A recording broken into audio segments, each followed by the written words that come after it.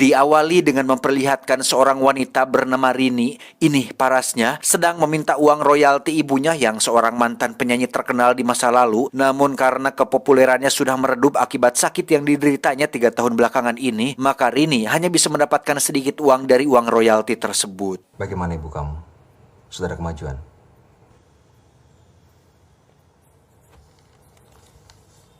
Dengan wajah kecewa bercampur pundung, Rini pun pulang ke rumahnya yang berlokasi di tengah hutan sehingga dia harus berjalan kaki melewati pohon-pohon besar, area perkuburan, dan sampai di rumah tua yang menjadi tempat tinggalnya. Makannya banyak, makin cepat besar. Ini adalah bapak ayahnya Rini yang berprofesi sebagai rebahan nurse yang hanya diam di rumah saja, mengandalkan uang pensiunannya yang itu pun sudah habis dipakai untuk biaya pengobatan istrinya alias ibunya si Rini ini. Kau mau ibumu mati karena bapak nggak punya uang buat biaya pengobatan?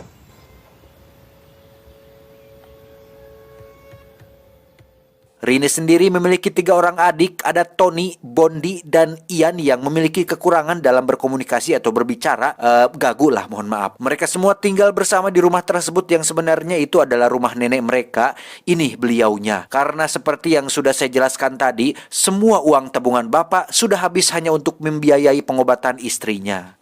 Gak boleh curang. Tak lama terdengar suara lonceng kikirincingan yang merupakan tanda bahwa ibu sedang membutuhkan sesuatu. Saat Rini bertanya kenapa Bondi tidak menggubrisnya, dia mengatakan bahwa dirinya terlalu takut karena sakit yang dideritanya membuat fisik ibu berubah dan tak lagi bisa bicara seperti orang normal. Bondi, itu kan ibu. Kenapa harus takut? Sebagai anak sulung, Rini pun berjalan naik ke atas dan akhirnya kita bisa melihat benguk ibu yang sangat melegenda, di mana saat Rini sedang membersihkan ranjangnya, tiba-tiba ibu berontak ketakutan seolah melihat sesuatu di atas plafon, namun di sana jelas tidak ada apa-apa kecuali Rinyo. Dan inilah pengabdi setan. Singkat cerita, malam pun tiba. Ketika semua orang sedang tertidur, tiba-tiba Rini mendengar suara lonceng dari ibunya. Lantas Rini pun pergi ke kamar ibu yang setelah didatangi ternyata beliau terlihat sudah ngajantang menghadap jendela. Namun saat Rini akan menyentuhnya, tiba-tiba...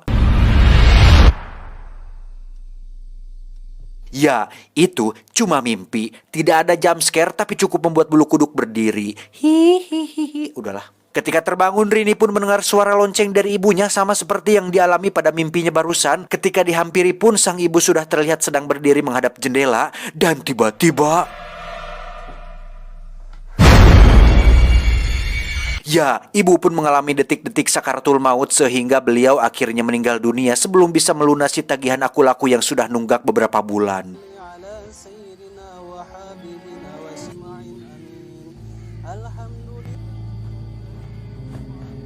Terima kasih Pak Ustadz atas bantuannya.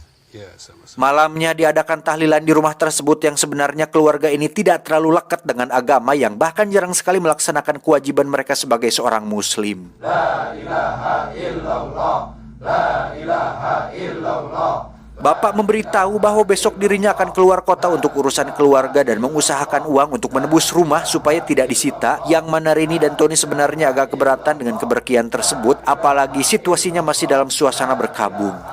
Kalian kan juga udah besar-besar. Hal aneh pun mulai terjadi ketika Tony sedang mendengarkan radio sebelum tidur yang kalau sekarang mungkin smartphone yang dimaininnya, di mana Tony tiba-tiba mendengar suara lonceng dari kamar ibu yang kita tahu beliau sudah dikurupkan. Lantas Tony pun naik ke atas untuk memeriksa dan ternyata... Ya, entah itu hanya halusinasi atau trik ilusi yang dimainkan oleh Mas Demian, tetapi Tony begitu ketakutan sampai-sampai dia langsung tibrah HS untuk melupakan ketakutannya tersebut. Singkat cerita, esok pagi pun tiba. Untuk menghilangkan jenuh karena izin tidak sekolah, Bondi pun memainkan sebuah mainan masa kecil saya, yakni teropong roll film yang di dalamnya terdapat beberapa gambar yang dapat berganti dengan cara diputar kalau kalian pernah. Dan tiba-tiba...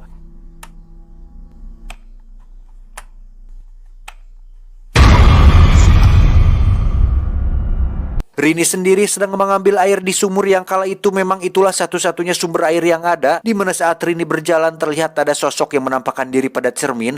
Entah apa itu, tapi yang jelas Jurig tidak pernah keluar di pagi hari.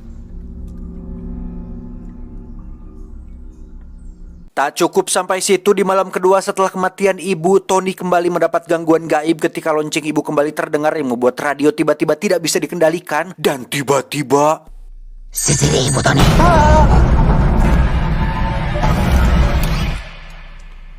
Tak hanya Tony, Ian dan Bondi pun mendapat gangguan yang sama ketika mereka pipis ke belakang, di mana saat akan kembali ke kamar mereka pun takut melihat foto ibu yang terpampang di lorong rumah. Lantas mereka mengambil kain untuk menutupinya, namun ternyata...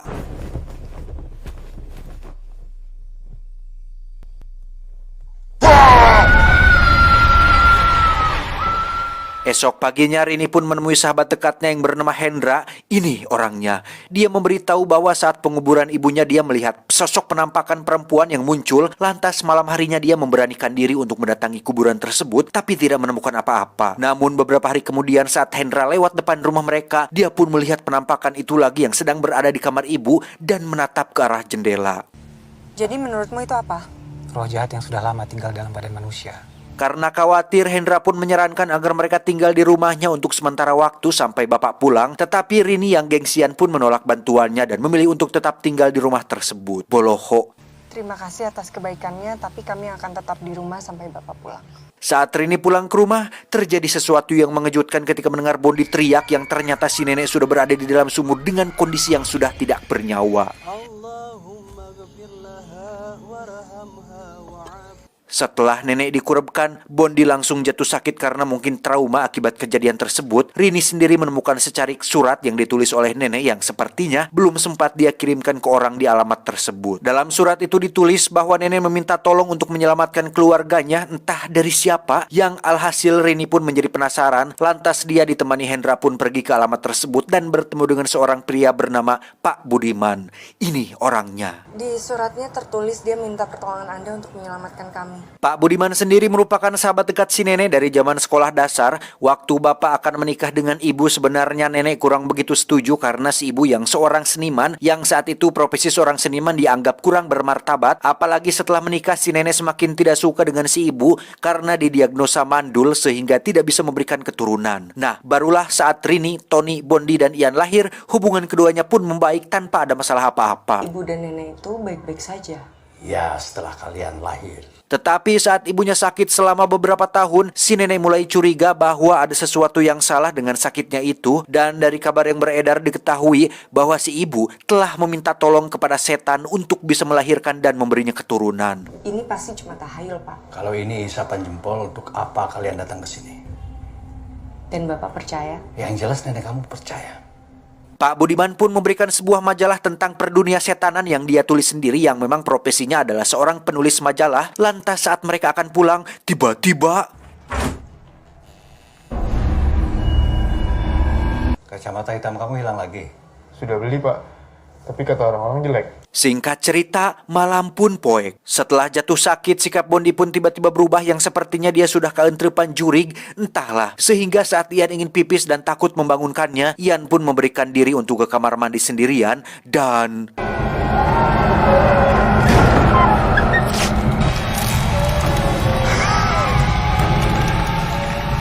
Pagi harinya, Ian pun ditemukan tidur di dalam tong sampah di luar rumah karena terlalu takut untuk tidur bersama Bondi di kamarnya. Tak lama Tony pun memanggil Rini untuk mengobrol tentang isi dari majalah yang diberikan Pak Budiman, di mana di situ tertulis jika di kota-kota besar ternyata terdapat sekte pemuja setan yang barang siapa ingin memiliki anak dan dianugerahi kesuburan, maka dia harus menyembah dan mengabdikan dirinya untuk setan. Ada kelompok sekte pemuja setan yang berhubungan dengan kesuburan. Dengan cara minta kepada setan seperti pesugihan. Tak hanya itu, Tony yang memiliki pemikiran kritis pun menunjukkan foto-foto ibunya saat dulu masih rutin perform nyanyi, di mana Tony yang selalu ikut menemani ibu pun masih ingat betul jika setiap ibu ada acara, pasti selalu saja dihadiri oleh sekumpulan orang misterius yang jarang sekali bersosialisasi dengan tamu lain, dan Tony meyakini jika merekalah anggota para sekte setan tersebut. Nggak pernah nimbrung sama tamu-tamu lain.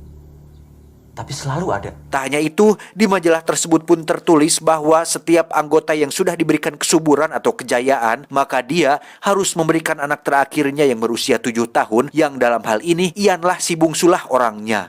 Anak terakhir 7 tahun. Anak itu hanya bisa diambil kalau direlakan oleh keluarganya. Namun karena ibu mereka nampaknya menolak memberikan Ian, maka ibu harus menerima konsekuensinya, yaitu jatuh sakit yang penyakitnya sendiri tidak bisa disembuhkan. Dan terlepas dari benar atau tidaknya isi dari majalah yang ditulis oleh Pak Budiman ini, Tony dan Rini tidak akan pernah membiarkan siapapun mengambil salah satu dari mereka. Gimana kalau ibu nggak tega ngasih kita ke sekte itu? Tak ingin ambil pusing dengan hal tahayul seperti itu, Rini pun memilih untuk membuatkan telur goreng untuk Ian sarapan. Dan saat itulah muncul penampakan sang nenek dibarengi dengan kursi roda yang bergerak dengan sendirinya.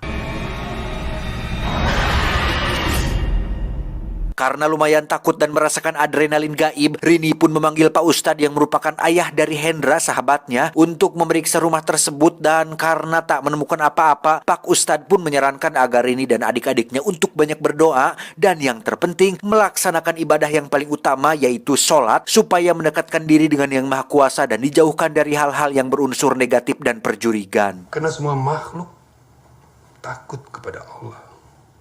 Malam harinya Rini pun melaksanakan yang disarankan oleh Pak Ustadz, yang sebenarnya itu hukumnya wajib bagi seorang muslim tanpa perlu disuruh oleh orang lain. Dan saat sudah melaksanakan sholat, Rini pun merasa sangat berat sekali untuk melakukannya, seperti ada godaan dari setan yang terkutuk. Dan ternyata benar, saat Rini menyelesaikan rakaat terakhirnya, tiba-tiba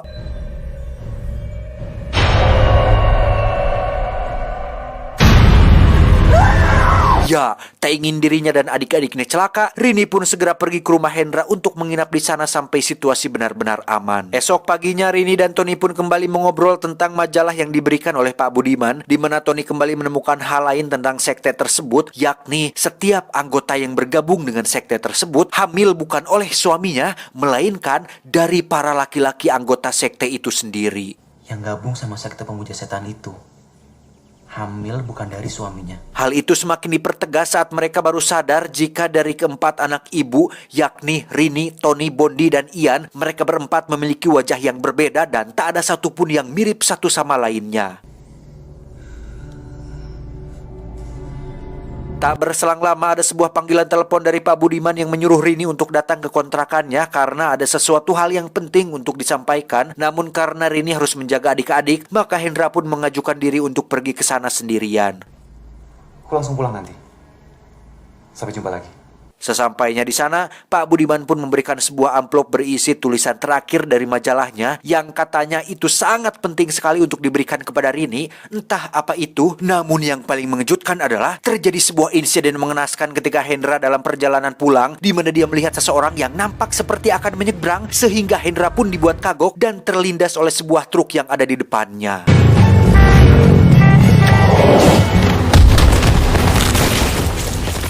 Pak Ustadz pun begitu terkejut tatkala melihat anaknya sudah tewas bersimbah darah dengan wajah yang sudah rusak. Dan saat sedang digotong, amplop dari Pak Budiman pun tak sengaja terjatuh, lantas Rini pun mengambilnya.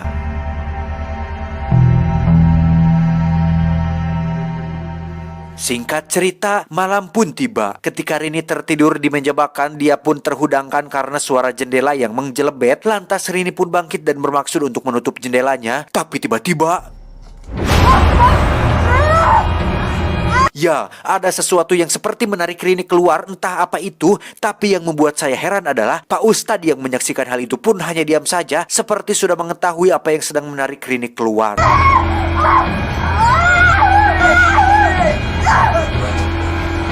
Saat itulah muncul bapak yang sudah pulang sehingga Rini dan adik-adik sudah bisa kembali ke rumah mereka. Ketika Rini dan papa sedang mengobrol di kamar ibu, lagi-lagi terjadi fenomena gaib ketika Tony mengantar Ian untuk pipis, di mana pintu tiba-tiba tertutup dan Ian seperti ada yang menarik ke dalam sumur. Hingga saat bapak muncul, beliau pun langsung mendobrak pintu lalu loncat ke dalam sumur dan berhasil menyelamatkan si Ian.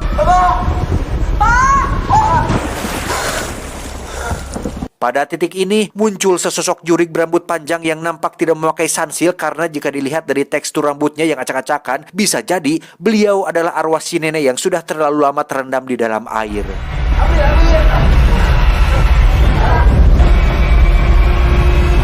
Saat itulah muncul beberapa orang di luar yang memakai pakaian dan payung serba hitam. Lantas Rini pun mengatakan ke bapak bahwa mereka bermaksud untuk mengambil Ian dan satu-satunya cara untuk mencegah hal itu adalah dengan mereka selalu bersatu. Tiba-tiba kursi roda almarhum nenek pun tiba-tiba bergerak sendiri dan hampir saja melukai mereka bertiga. Lantas saat bapak Rini dan Tony terjebak di dalam satu ruangan, Ian dan Bondi sendiri masih di luar, di mana Ian nampak seperti sedang didudut oleh sesosok penampakan di kamar mandi sampai Bondi mengumpulkan keberanian dan nekat menolong Ian. Saat itulah pintu kembali terbuka dan teror pun akhirnya berhenti. Dengan sebilah pisau, bapak pun nyerenteng keluar dan menantang orang-orang yang sudah pasti mereka adalah para anggota sekte pemuja setan, di mana bapak mengatakan bahwa dirinya tidak rela menyerahkan Ian dan jika mereka masih berani datang ke sini, maka langkahin dulu mayat si Samsul. Sini kalau maju, maju! Kayak gitulah pokoknya. Kalau ada yang berani ambil anak-anakku, maju! Saat itulah para anggota sekte itu pun menjatuhkan sesuatu dari tangan mereka, entah apa itu, tapi feeling saya mengatakan bahwa akan terjadi hal yang lebih buruk dari malam ini. Pak, ayo Pak. Singkat cerita, esok pagi pun caang. Bapak dan anak-anak terlihat sudah berkemas untuk pindah ke kontrakan yang berlokasi di perkotaan. Lantas mereka pun menunggu mobil jemputan datang, namun setelah berjam-jam menunggu, mobil pun tak kunjung datang dan justru Pak Ustadz lah yang muncul untuk mengucapkan selamat jalan. Rini pun izin keluar untuk jalan-jalan, lantas dia menemukan beberapa butir biji berwarna merah yang ternyata adalah sesuatu yang dijatuhkan oleh para anggota sekte semalam. Sampai malam tiba, mobil jemputan pun tak kunjung datang dan Pak Ustadz sendiri memutuskan untuk menemani bapak dan anak-anak sampai mereka pergi. Rini sendiri teringat dengan tulisan dari Pak Budiman yang sempat diambil dari jasad Hendra. Isinya adalah tentang rencana setan untuk menyebarkan benih-benih perwakilannya di muka bumi ini, yang ternyata tujuan mereka mengambil Ian bukan untuk ditumbalkan, melainkan untuk dijadikan ketua kelompok oleh karena Ian merupakan titisan atau utusan langsung dari setan durjana yang terkutuk. Anak terakhir hasil pemujaan setan bukan diambil untuk dikorbankan. Dan tujuan anggota sekte menyebar biji berwarna merah itu adalah untuk menandai si anak iblis tersebut untuk dijemput oleh penjemputnya, yakni para mayat hidup. Bagaimana kalau ternyata selama ini nenek berusaha menyelamatkan kita? Saat itulah Bondi terkejut ketika melihat Ian berdiri di depan jendela dan berbicara dengan lancar, yang kita tahu sebelumnya bahwa Ian mengidap gangguan bicara atau gagu. Saat Bondi bertanya dengan siapa Ian mengobrol, dia pun menjawab bahwa dirinya sedang bercengkrama dengan sahabat-sahabatnya, yakni para pocong.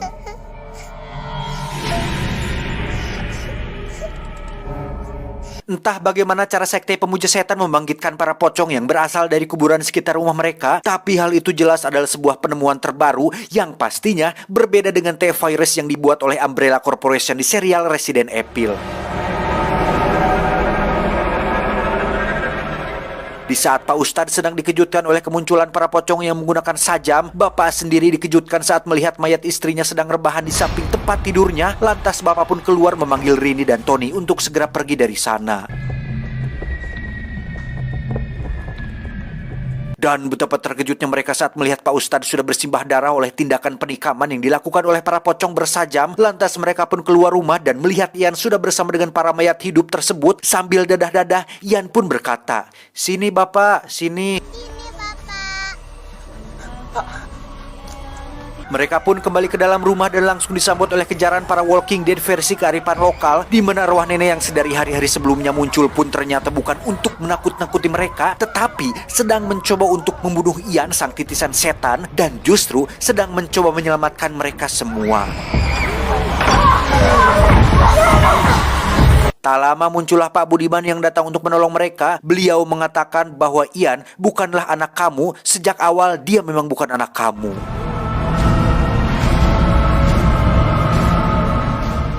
Setahun kemudian, bapak dan anak-anak kini sudah tinggal dengan tenang di sebuah kontrakan kecil yang sederhana. Saat itulah muncul seorang wanita yang merupakan tetangga mereka, yang ternyata dia adalah salah satu anggota dari sekte pemuja setan, di mana mereka semua sudah tahu jika bapak dan anak-anak tinggal di situ dan sengaja membiarkan mereka tetap ada di sana. Tujuannya, kalian bisa lihat sendiri di peta yang ditandai oleh jarum pentul yang sesuai dengan tulisan yang ditulis oleh Pak Budiman, bahwa sekte pemuja setan sedang melakukan sebuah program atau rencana jahat, yakni menyebarkan benih-benih iblis untuk menguasai dunia dan mengalahkan keluarga besar Rothschild. Sudah waktunya kita panen lagi.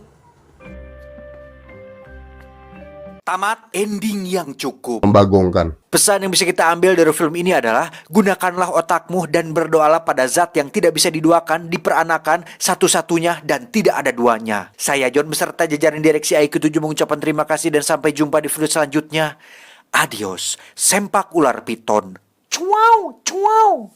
Wow, gimana boy filmnya teman-teman? Apakah menyeramkan dan seram sekali? Wah, ini saya merangkum film ini, menulis, menyekrip film ini. Waduh, benar-benar deg-degan lah. Lumayan seram lah, hampir sama kayak Conjuring ya. Penataan kamera sama set lokasinya gitu kayak satu rumah gitu. Pool di rumah itu dibuat teror sebuah orang-orang yang ada di dalam rumah tersebut. Tapi keren lah, sama-sama menyeramkan. Cuman kalau film Indonesia Pengabdi Setan yang buatan Joko Anwar ini mungkin lebih dekat dengan kita yang mayoritasnya jurig-jurignya itu seperti pocong dan lain sebagainya lah. Tapi yang muncul di sini kebanyakan pocong ya. Kalau di luar kan hantunya rapi-rapi gitu kan, pakai jas, pakai baju-baju terbuat dari katun yang ya rapih lah, masih terhormat gitu, masih punya etika dalam berpakaian. Jadi kita tidak seram-seram amat. Jump scare sih kalau Conjuring, kalau menurut saya banyak-banyak jump scare anjir yang ada di adegan itu tuh. Kalau kalian pernah nonton Conjuring, adegan yang ada jurignya di atas atau hantunya di atas lemari itu, wah itu gak terlalu seram, cuma jump scare-nya itu tuh yang menakutkan tuh, bikin kaget itu. Keren lah. Tapi kalau Pengabdi Setan dibandingkan dengan film Pengabdi Setan yang tahun 80-an, serem dua-duanya sih. Cuman kalau lebih seram, lebih ngena gitu diingatan film Pengabdi Setan yang 80-an. Gimana ya, kesan jadul dan kesan horornya itu dapat gitu. Set lokasinya sama anjir, gimana ya, padahal masih kelihatan bohong gitu. Visual efeknya semuanya gitu. Cuman serem sih anjir, ngena banget gitu kalau kalian pernah nonton. Tapi overall semuanya bagus kok. Keren lah, Mas Joko Anwar sangat keren sekali membuat film ini. Patut apresiasi. Yowis ya, saya mau makan dulu dan mau uduh dulu. Biasa habis rekaman saya selalu ngerokok dulu untuk menghilangkan dahaga dan kohal di sungut saya. Soalnya habis rekaman kan habis tuh suara, air ludah juga habis. Jadi minum, ngopi, udah. Saya mah gitu aja lah hiburan. Saya nggak pernah hiburan sih teman-teman ya. Hiburan kemana? Tuh saya tinggal di kampung. Udah pada tahu semua sih para rebahaners yang lama-lama udah tahu saya tinggal di kampung dan hanya hidup sebegini-gini aja, tidak kemana-mana. Aduh, wis lah ya.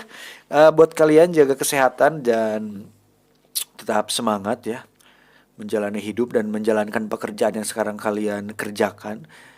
Pedih memang, dan mungkin sebagian besar dari kalian ada yang sedang mencoba untuk bertahan hidup. Pesan saya tetap tabah, sabar, kerja keras. Tumben bener ya saya ya, tapi serius ini mas, saya merasakan bagaimana pedihnya ya Allah, pedihnya bertahan hidup gitu dengan banyak, apalagi saya banyak utang gitu. Tapi alhamdulillah sekarang karena ada AdSense sudah terbereskan. Jadi buat kalian tidak ada yang tidak mungkin di dunia ini. Tetap berpikir positif ya. Berpikir positif aja. Jangan banyak ngeluh. Tetap semangat pokoknya ya buat kalian teman-teman kebanyakan yang mungkin sedang mencoba untuk bertahan hidup dari kerasnya pandemik ini ya. Dan ekonomi lah. Tetap semangat. Sabar bro, gak sendiri kok. Serius, gak sendiri. Saya juga pernah merasakannya.